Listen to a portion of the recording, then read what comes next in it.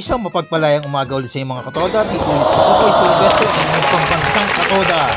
Dito po tayo sa laban ng Kanlubang versus 6-1. Kanlubang versus Bubuyan. Kaso double default sila. Kaya 6-1 ang standing ng Kanlubang. Ganun po talaga ang buhay, mga katoda. Kita-kits na lang po sa quarter sa wildcard. Kaya po tayo ngayon naging 6-1 dahil double default. Hindi po nakapunta ang Bubuyan at ang 5 lang po ang nakapunta sa Barangay Kanlubang Women's Volleyball Team.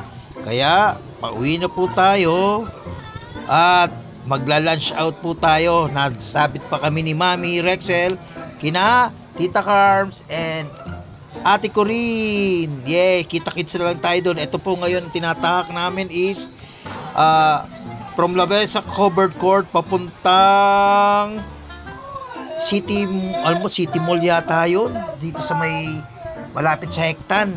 Kakain kami sa mall na yon. Okay, mga katoda, kita-kits tayo mamaya at enjoy natin tong tinatahak namin. Nag-slow motion pa ako rito para pampahaba ng ating walang kasayang-sayang na 4 na minuto ng inyong buhay. Yehey!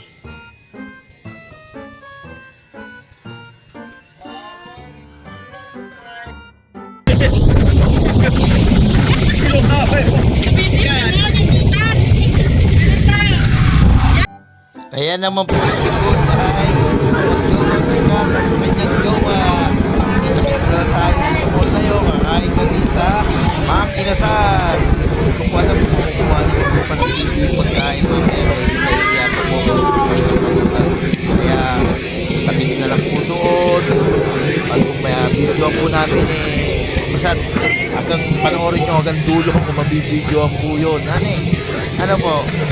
Sige po. Safe ride. Bye-bye. Para tayo nasa taas.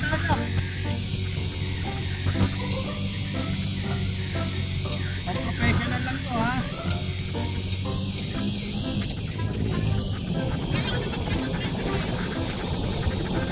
Yung mga ganyan, masyado mag-break, ano? Sa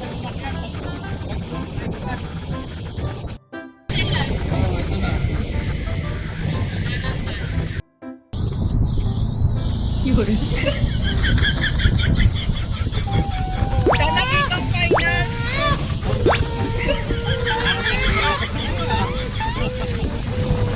Mayayabak ko yung supporters Mga katoda, nandito na kami sa Mang Inasal. Na-videoan ko po habang kumakain kami yung malaking helicopter sa ibabaw namin. Ang lamig, ang hangin po. Malaking electric fan po yan ng City Mall ba yun? Hindi ko matandaan. Dito sa may malapit sa may City Hall. Okay, City Hall ng Kalamba. Bye-bye.